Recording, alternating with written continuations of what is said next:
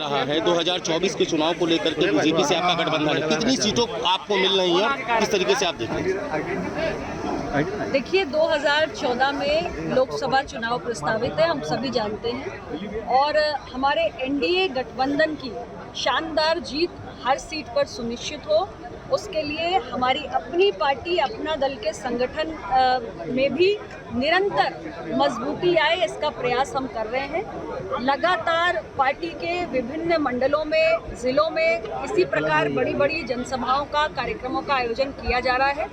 हमारी कोशिश है कि संगठनात्मक स्तर पर, ज़मीनी स्तर पर सारे कील कांटे दुरुस्त हों और व्यापक जन समर्थन तैयार हो, जिससे हमारे एनडीए का जो गठबंधन का जो भी प्रत्याशी हो किसी भी सीट पर, चाहे हमारा भाजपा का प्रत्याशी हो, चाहे अपना दल का हो, चाहे निषाद पार्टी का हो, किसी भी हमारे घटक दल का प्रत्याशी हो, वो एनडीए का प्रत्याशी होगा और हम सभी लोग हर सीट पर उसको मिलकर सपोर्ट करें और जो भी प्रत्याशी हो जीत करें। 80 सीटों में कितनी सीटें आप मांग रही हैं? देखिए, फिलहाल हमारी सीटों के बंटवारे को लेकर कोई चर्चा नहीं हुई है।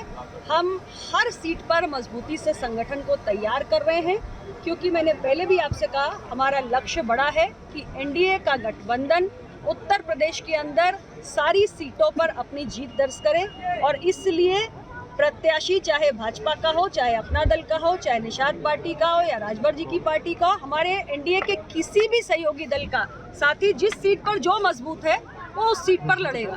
लेकिन सबकी सामूहिक ताकत लगे, इसके लिए जरूरी है कि हम अपनी ताकत को भी बढ़ाएं। मैडम, जेपी नड्डा ने कहा था कि क्षेत्रीय पार्टियों को हम खत्म कर देंगे, जब बिहार में उन्होंने स्टेटमेंट दिया था। मुझे संज्ञान नहीं है। क्षेत्रीय पार्टी क्या कहना है? मेरी पार्टी उत्तर प्रदेश की तीसरी सबसे बड़ी पार्टी बन चुकी है। मैडम, सामाजिक न्याय की जिस यात्रा को पार्टी आगे बढ़ाने की बात कर रही है, लोकतंत्र की बात कर रही है, कांग्रेस के अध्यक्ष ने कहा है कि ये लोकतंत्र बचाने के लिए अंतिम चुनाव है।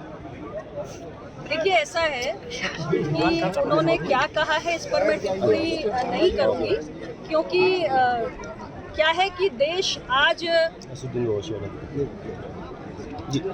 देश के अंदर आज मतदाता बहुत जागरूक हो चुका है। उन्होंने 2004 से लेकर 14 तक के बीच में जो यूपीए सरकार का कार्यकाल रहा उसको भी देखा, और जो हमारा 2014 से लेकर आज 2024 के बीच में एनडीए सरकार का कार्यकाल है उसको भी देखा। हमारे कार्यकाल की तुलना जब यूपीए सरकार के कार्यकाल से करते हैं तो देश के मतदाता इतने जागरूक हैं कि वो उस अंतर को महसूस कर पा रहे हैं कि हमने सिर्फ गरीबी हटाओ का नारा नहीं दिया, बल्कि 25 करोड़ गरीबों को गरीबी रेखा से बाहर निकाल के खड़ा कर दिया, क्योंकि 10 वर्षों में गरीब का कल्याण हमारी सरकार की प्राथमिकता रही और लगातार एक के बाद एक ऐसी योजनाएं चलाई गई जिससे गरीब के जीवन में व्यापक स्तर पे सुधार हुआ।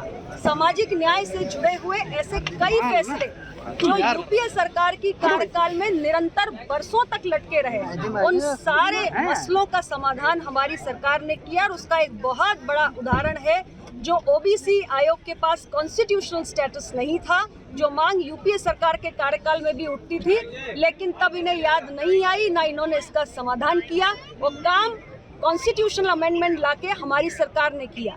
नीट के अंदर ओबीसी का आरक्षण लागू नहीं था, ये विषय भी कांग्रेस सरकार के समय का है, यूपीए की सरकार के समय का है, इसका समाधान भी हमारी एनडीए की सरकार ने किया।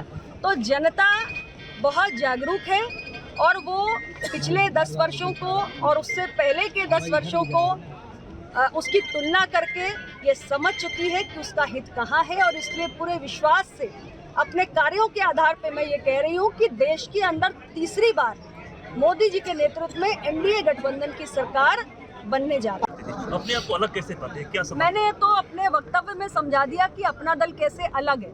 विपक्ष में रहकर पिछड़े, दलित, अल्पसंख्यक की बात करना और सरकार में रहकर उन मसलों को उठाना, उनका समाधान करवाना, यही अंतर होता है।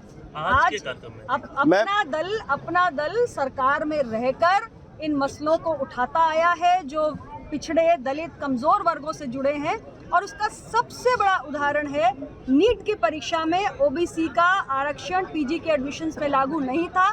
इस विषय को अपना दल ने उठाया और माननीय प्रधानमंत्री जी इतने संवेदनशील हैं, उन्होंने उसका त्वरित समाधान भी किया।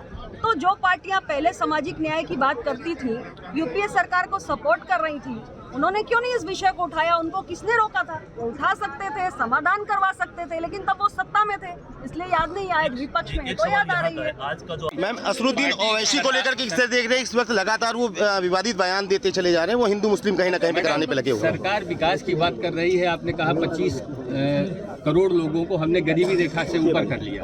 विकास हो रहा है, लेकिन 80 करोड़ लोगों को मुफ्त में खाना देना पड़ रहा है। क्यों? ये बताइए कि आपके देश का किसान इतना बढ़िया प्रोडक्शन कर रहा है हमारे देश में।